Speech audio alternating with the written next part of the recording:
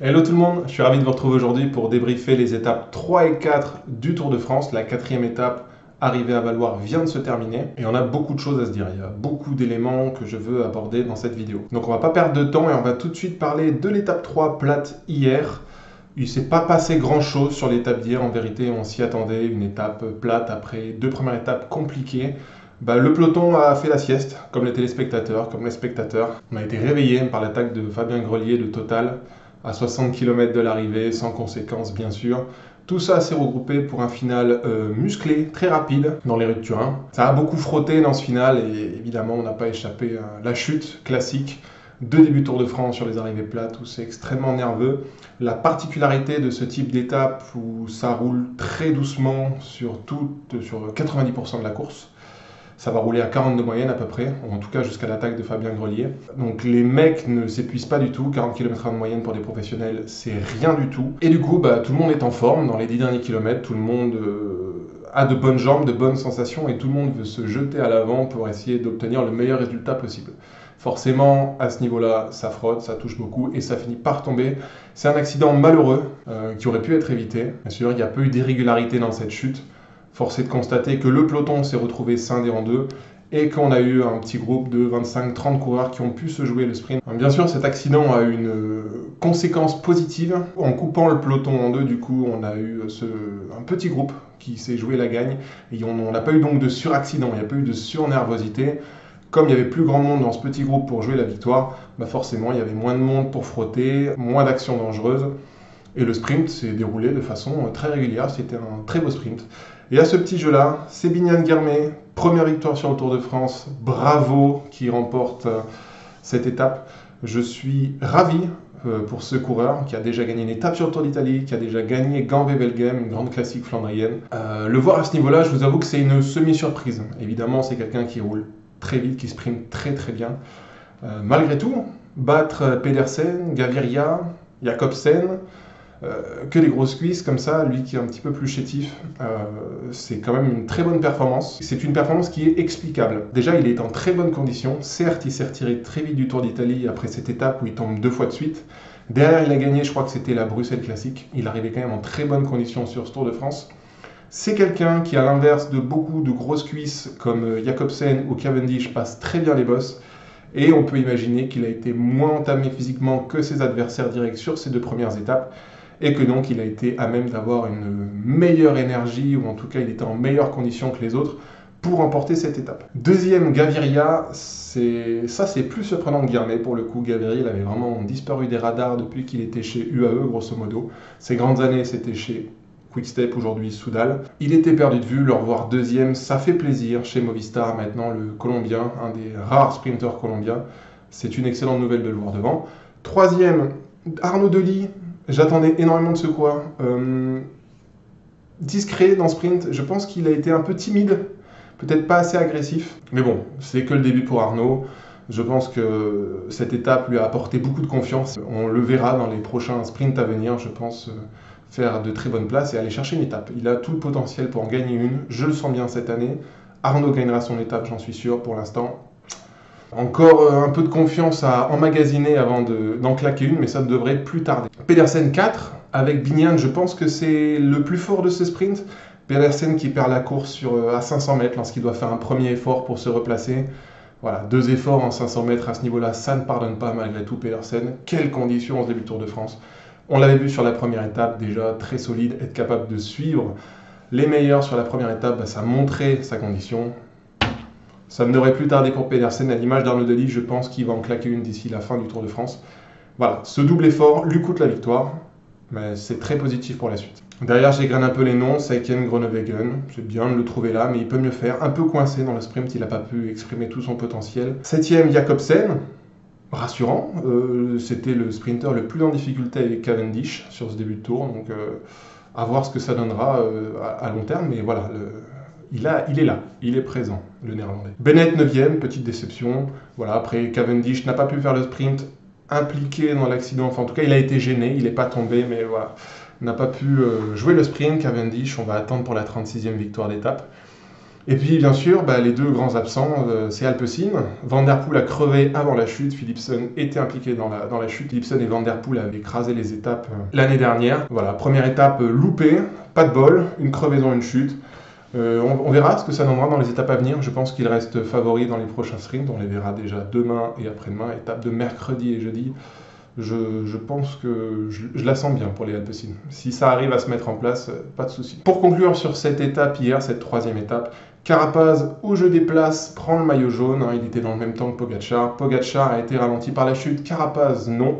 Carapaz passant la ligne avant Pogačar. Carapaz prenait, piqué le maillot jaune à Pogačar. Voilà. Allez, ça c'était pour l'étape d'hier. Pas grand chose à dire à part vous parler du sprint qui a été très intéressant. Et aujourd'hui, on rentre dans le gros du sujet, cette étape de montagne, placée très tôt dans le Tour de France à l'image de l'année dernière. On attendait beaucoup de cette étape et on n'a pas été déçus. On va faire dérouler la course ensemble. Alors pour ma part, je prends le direct au pied du col du Lautaret dans la dernière bosse.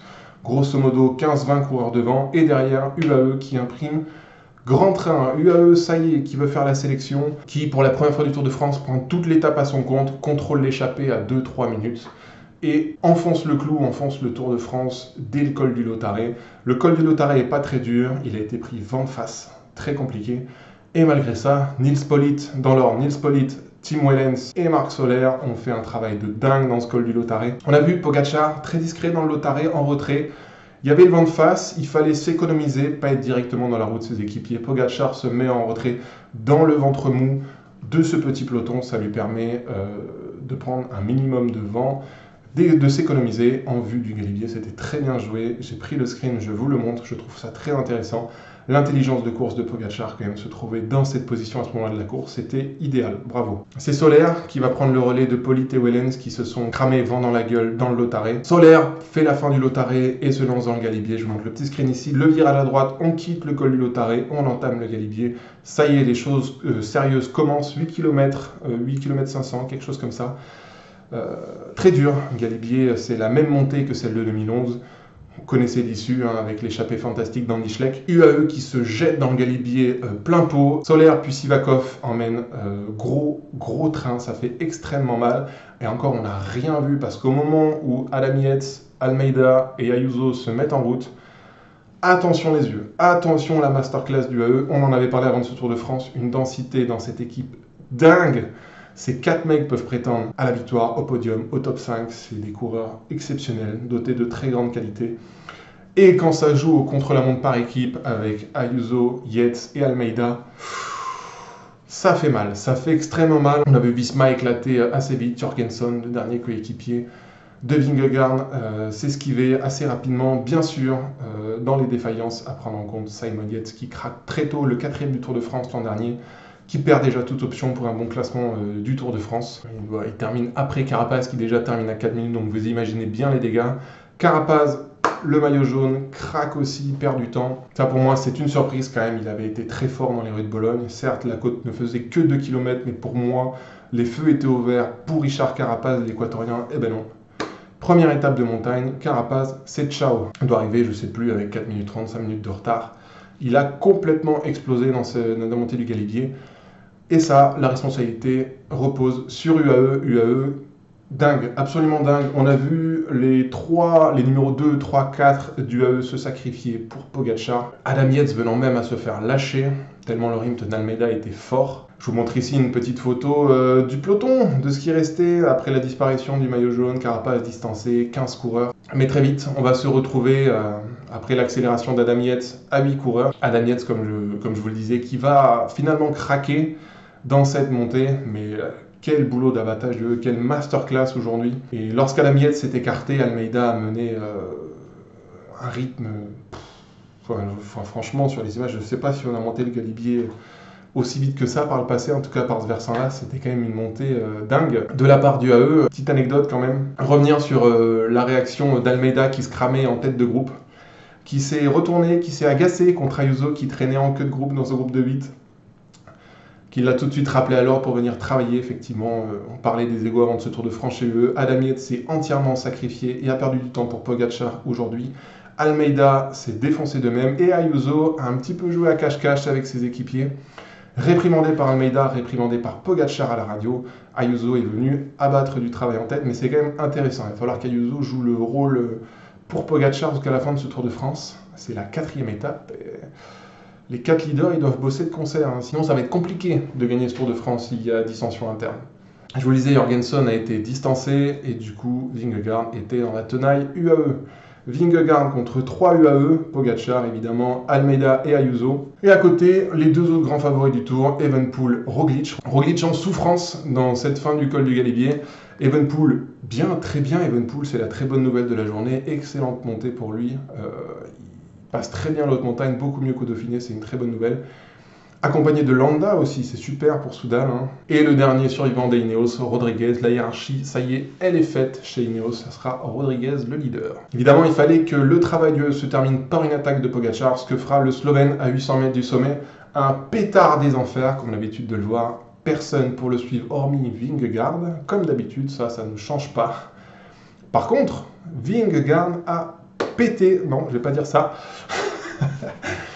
Vingegaard a en revanche sauté dans les 500 derniers mètres extrêmement durs de ce Galibier, ça monte à plus de 9%. Ça y est, le collectif UAE a eu raison de la condition de Vingegaard. Ça y est, le Danois montre des signes de faiblesse et perd quelques mètres. Le duel a été dingue. On ne sait pas de quel côté ça va basculer. Est-ce que Vingegaard gère et va pouvoir revenir sur le sommet? Est-ce que Pogačar va pouvoir réaccélérer et entièrement distancer Vingegaard? Eh bien, c'est la deuxième option qui va se produire. Vingegaard peut-être moins lourd que Pogačar dans la descente, Vingegaard aussi moins puissant que Pogačar. Sur la deuxième partie de la descente qui est plus plane, eh bien Vingegaard va perdre du temps. On va passer de 5 à 10 secondes, de 10 secondes à 30 secondes. Vingegaard va voir le retour de Remco Evenepoel, de Roglic, de Rodriguez et l'Ayuso. Le Slovène s'impose à Valoir avec une quarantaine de secondes sur le groupe de 5. Evenepoel deuxième, Ayuso 3, Roglic 4, petite cassure et 2 secondes après ce petit groupe, on retrouve Vingegaard et Rodriguez. C'est une addition salée, mais en vérité je pense que c'était attendu. L'occasion pour moi de revenir sur les 3 gros points de cette étape. Premier gros point, UAE Masterclass. UAE qui se retrouve à 4 dans un groupe d'une dizaine de coureurs. À 5 ou 4 km du sommet du Galibier, c'est très fort, c'était attendu, encore fallait-il le faire. C'est ce qu'ils ont su réaliser. Et puis surtout, quel chrono par équipe. Almeida, Ayuso réprimandés, certes, et puis Yates se sont complètement sacrifiés pour Pogačar. Et bien on voit le résultat, Pogačar a su mettre en difficulté Vingegaard et lui reprendre du temps. Je pense qu'elle est là l'information de la journée. C'est que Vingegaard peut compter sur une équipe incroyable. Incroyable. On le savait, les qualités individuelles sont fortes, mais encore fallait-il pouvoir faire monter cette sauce. Et bien ça marche. Et si ça fonctionne tout le Tour de France et que chez Visma on n'arrive pas à hausser le niveau, Vingegaard va être bien seul contre les 3-4 du UAE, là ça va être très compliqué. Donc ça, c'est le premier gros point. UAE très très fort et Visma un peu en retrait. Deuxième gros point que je voudrais retenir, certes Vingegaard perd du temps, mais c'est un Vingegaard qui était attendu en sous-condition et on l'a enfin vu. Il avait beaucoup rassuré du côté de Bologne. C'est normal qu'il perde du temps sur cette 4e étape. Il a du retard dans la préparation. Le Tour de France est loin, très très loin d'être terminé. La 3e semaine sera dantesque et on peut imaginer voir Pogačar baisser de niveau, fatigué par son Tour d'Italie, et Vingegaard à l'inverse monter de niveau en enchaînant les courses, les étapes, le kilométrage. Ça va aller de mieux en mieux pour le Danois et même s'il tirait la gueule à l'arrivée, bah franchement, c'est plus rassurant qu'autre chose. Hein. Je pense que Vingegaard est loin, très très loin d'avoir perdu le Tour aujourd'hui, bien sûr, vous en doutez. Donc voilà, beaucoup de choses à voir dans les jours à venir et dans les semaines à venir. J'ai même tendance à penser que Vingegaard est en meilleure position après ses 4 premières étapes que Pogačar. Voilà, mais on en saura plus. Rendez-vous vendredi pour le chrono. Et enfin, le 3e point, en parlant de chrono, j'ai envie de parler de la très bonne étape à minima, l'excellente étape d'Evenepoel, haute montagne, 3 cols de suite. On sait, le Belge est encore un petit peu inconstant et peut prendre le coup de marteau, comme l'a dit son directeur d'équipe, Patrick Lefebvre. Et bah, écoutez, très bonne montée. Il arrive 3e au sommet du Galibier, en difficulté dans la descente, mais on sait, hein, il y a encore le passé de la Lombardie qui reste, à mon avis, dans la tête d'Evenepoel. Donc c'était pas facile dans la descente, mais le Belge est très puissant. Et dans la deuxième partie, plus plane de cette descente, il a pu revenir sur le groupe Roglic, Ayuso, etc. C'est une bonne chose à retenir. Et pourquoi? pourquoi ne pas retrouver Evenepoel en jaune après le chrono de vendredi, s'il a les mêmes cannes qu'il avait sur le chrono du Dauphiné, reprendre une quarantaine de secondes à Pogačar, c'est possible. Hein. Et le voir en jaune après la journée de vendredi, ouais, il y a une chance. Evenepoel, très bien. Très bien, peut-être en jaune, à voir. Voilà pour le bilan de ces deux étapes, le bilan surtout de cette grosse étape de montagne qu'on avait aujourd'hui. J'ai beaucoup aimé, j'adore ça, c'est pour ça que je regarde le Tour de France. L'occasion pour moi de vous présenter les deux étapes à venir. Étape 5, Saint-Jean-de-Maurienne, Saint-Bulbas. Je vous montre le petit profil. Étape plate, elle sera pour les sprinteurs. Est-ce qu'il y aura une échappée? Je pense que oui, le profil s'y prête mieux qu'hier. Donc une échappée, pourra-t-elle aller au bout? Je ne pense pas, bien sûr. L'étape sera bien contrôlée par les équipes de sprinteurs. On ne loupera pas la deuxième occasion de se disputer une victoire au sprint. Et jeudi, 6e étape, Mâcon-Dijon. Ouais, là c'est plat de chez plat, encore plus plat que demain. Donc bon, un sprint attendu également. On verra ce que ça donne. J'ai tendance à penser que Alpecin plein potentiel avec Van der Poel et Philipsen, c'est supérieur à leur adversaire. Bien sûr, on verra ce que donnera la concurrence. Pedersen, De Lie, Bignan, Guirmet maintenant. Hein, s'il peut gagner les sprints massifs, bah, pourquoi ne pas continuer maintenant qu'il a déverrouillé le compteur? On verra beaucoup de choses à venir. Il faudra se méfier. En revanche, petit point avant de vous quitter définitivement. Sur ces deux étapes, alors plus sur l'étape de jeudi que de mercredi, Mâcon-Dijon, attention au vent, attention au vent. Pour les favoris du général, c'est la seule chose qu'il faudra regarder. Le sens du vent, s'il est de côté, attention aux bordures. Sinon, ça sera sprint à l'arrivée et on verra les moelleux, les grosses cuisses se disputer la victoire. C'est tout pour moi. Merci beaucoup d'avoir suivi cette vidéo. Je vous retrouve après-demain pour débriefer étapes 5 et 6. D'ici là, portez-vous bien. Merci, ciao.